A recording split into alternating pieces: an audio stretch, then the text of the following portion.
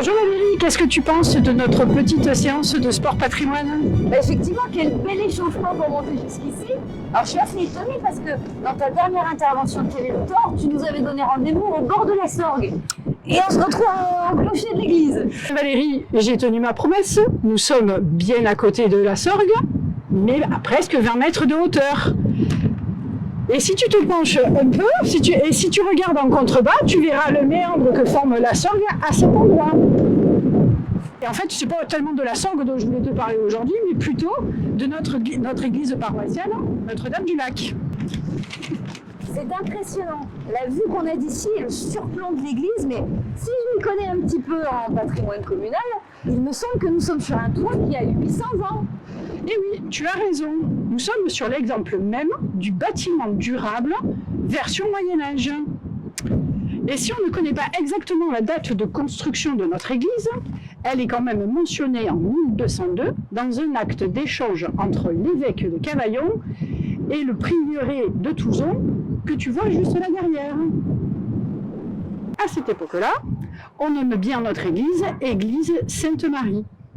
Mais en fait, on connaît surtout notre église pour sa légende, celle du taureau qui, en venant s'abreuver, creuse dans le lit de la Sorgue, et en creusant au même endroit, on y aurait fait la découverte d'une statue de la Vierge, message divin pour l'édification d'un lieu de culte.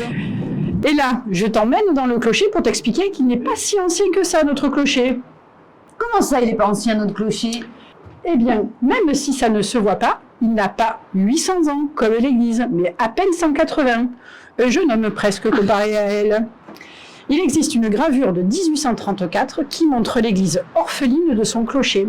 La base octogonale existe, mais le lanternon dans lequel nous sommes n'a été construit qu'entre 1840 et 1845, juste après le classement de l'église sur la première liste des monuments historiques.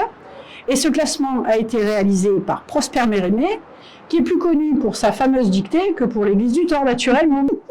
Et être classé a quand même sauvé notre église du péril, parce que les travaux ont été largement financés par les subventions. Alors si tu regardes devant toi, il y a un beffroi. Et oui, tu vas me dire encore un beffroi. Mais celui-là, il supporte 4 cloches. La plus grosse, le bourdon, fait 1300 kg et 1,58 m de diamètre. Et la seconde que tu vois là derrière pèse tout de même 150 kg pour 58 cm de diamètre. Et ce qu'il faut savoir aussi, c'est que notre clocher a subi des tempêtes, des dégâts. Et la plus connue des tempêtes est celle du 23 septembre 1923, à 18 h exactement. La foudre frappe le clocher de l'église et les dégâts sont considérables. La coupole est éventrée, le campanile a bougé et il faut presque 6 ans pour achever les travaux de réparation. Et même en 2020, le bourdon a souffert de la pandémie de Covid et a dû être arrêté. De la pandémie de Covid, tu te moques de moi? Mais non, c'est la réalité. En fait, pendant le premier confinement, les cloches ont sonné tous les soirs, très longuement, à 20 h, pour remercier toutes les personnes engagées dans la lutte contre le virus. Ce qui a entraîné un effort très conséquent sur la structure de cet édifice qui n'en avait pas l'habitude.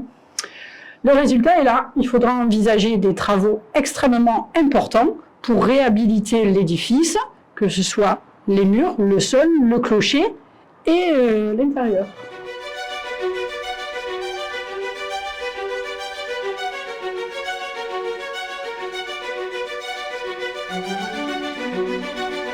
Tu m'as fait passer par un passage secret? Presque. En fait, je t'ai fait traverser les murs, un peu comme les fantômes. Nous sommes rentrés côté sud, nous allons longer la coupole côté est, et enfin on ressortira côté nord. Voilà pour notre promenade patrimoniale, et je te propose, comme à tous les tournois, de nous retrouver très vite pour de nouvelles découvertes. À très bientôt!